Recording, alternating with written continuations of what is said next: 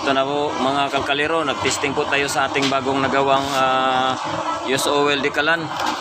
So, ayan o, tingnan yung apoy mga kalkalero. Napakalakas ng apoy. Ayan. Ayan mga kalkalero. So, blue na blue. Asul na asul mga kalkalero. Napakalakas ng apoy. Ayan.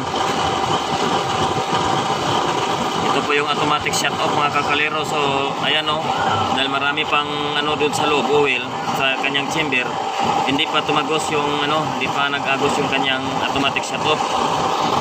So anuhin natin mga kalkalero, yung abangan natin pag tumulo ito.